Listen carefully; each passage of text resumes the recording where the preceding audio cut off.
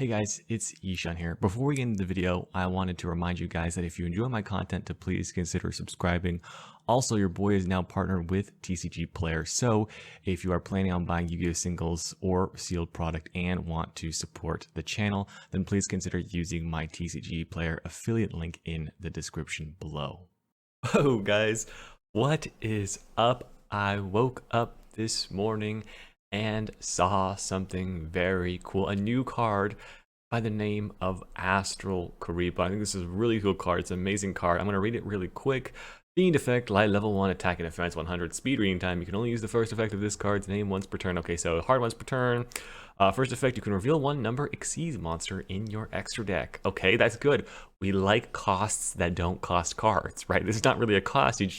You know, it's actually not a cost at all. In fact, after you do that, you can special summon this card from your hand, and if you do, its level becomes equal to the revealed monster's rank. Oh my gosh. It's a free level anything, so it's sort of like instant fusion, but better, but then sort of worse because it's only for number monsters. But yeah, it's just comes out. Let's read the restriction though. Oh no, a restriction. They always put restriction on these cards, right? But you cannot special summon monsters from the extra deck while you control this face-up monster summoned this way. Now that is a very interesting restriction. It's not for the rest of the turn. It's not for the entire turn. It's just while you have the card face up. So basically what they're saying is, if you summon this card, you have got to use it for an Exceeds material for a number of Exceeds monster. Otherwise, you're not special summoning from the extra deck. Okay, that's real interesting.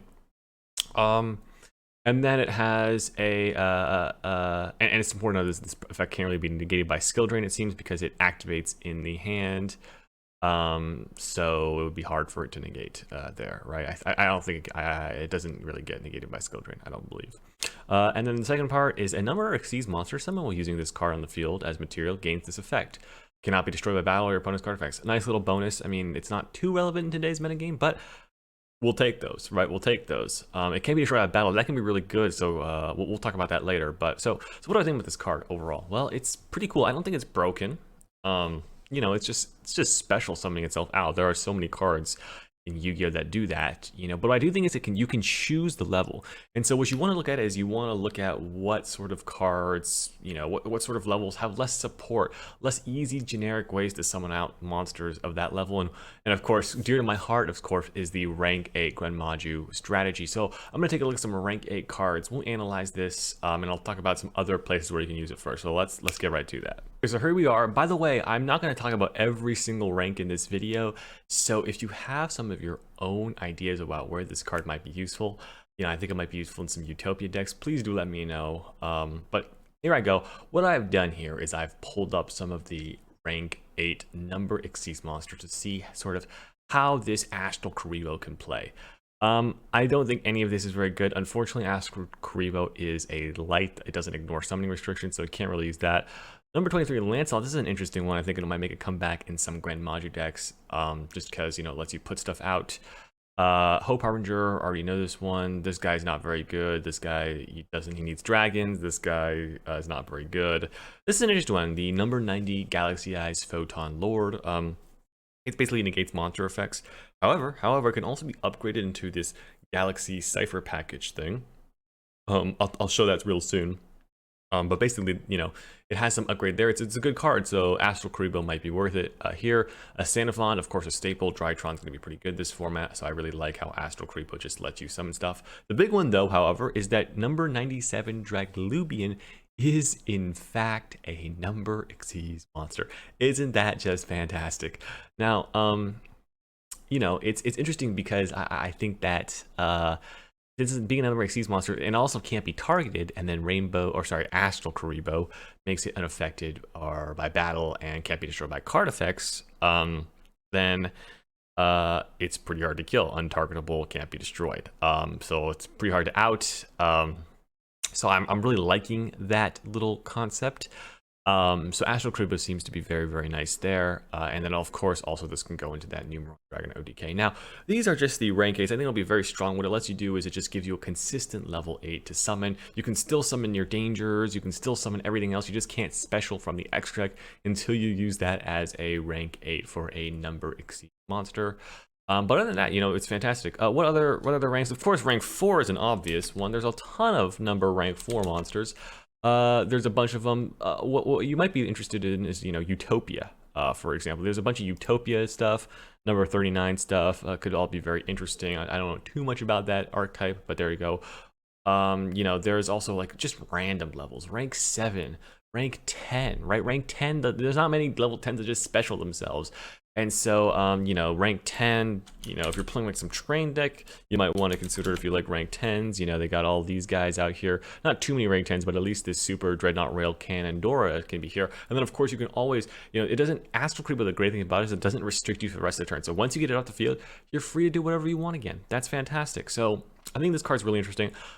I don't think it's broken. A lot of people are saying, oh, this card's broken. It's not broken. It's actually a very well-designed card, I feel. It just gives a cool boost to some of these rogue decks that, they've sort of really been needing. So I think that's really awesome. I hope to see this card come with a lot of decks. I want to play it on my Grand Machu decks. One thing I think it'll be good with is Dimension Shifter, right? Because if you're trying to OTK, you just need level 8s that can just special themselves for nothing. You don't worry about what your opponent controls. You don't worry about what you control. There's no randomness like the danger. It just specials itself. It always works. And I like that about cards. The only problem I have with Astral Kuriboh, if we go back here and take a look at the card, is that it is very, very weak. So the other thing about like these rank 8 style decks, or just even other decks in general that use a lot of Xyz materials or high ranking Xyz monsters, because I think Astral Kuriboh is the most useful in those high rank Xyz decks that can't afford or don't have good cards to play with their whatever they already have. There's just not as many level 10s as there are level 4s, right? Doesn't have any attack. I mean, okay, excuse me. It has attack, but not very much of it. And that's sort of a problem because it just doesn't do anything by itself, right? It has to be combined with another level 8 or level 9 or level 10 or whatever. You get what I'm saying. It doesn't do anything by itself, but it is an interesting combo piece. I think if your deck is pretty focused on that rank 8 aspect, then this is definitely a card, or any sort of rank aspect. This is definitely a card you want to pay attention to. Just go search all the number monsters that are in your rank for the deck you're trying to build. It might even be worth it. Like sometimes, like I'm playing a rank 8 deck, but I might run a couple level 4s, a couple level 3s. It might be a good idea to go and look through those level 4s and level 3s for those rank 4s and rank 3s to see if there's something interesting that might come up, right? Because it's utility. This card doesn't have to just be one level. It could be multiple levels. So I think if you have a deck that plays on an axis where there could be a lot of different ranks, maybe even like virtual world, I'm not sure if that's what that deck wants to be doing, but you get what I'm saying. You have multiple, like you've got different levels in your deck. This card will be really strong because it's very, very flexible. So that's definitely something to keep in mind. Oh, what do you guys think of this card? Is there something obvious that's jumping out to you about this card that I'm not seeing? If so, please do let me know in the comments below. And until next time, guys, hope you guys enjoyed this little card review. Hopefully Astral Kuriboh comes to the TCG soon, and I hope to see you guys in the next video.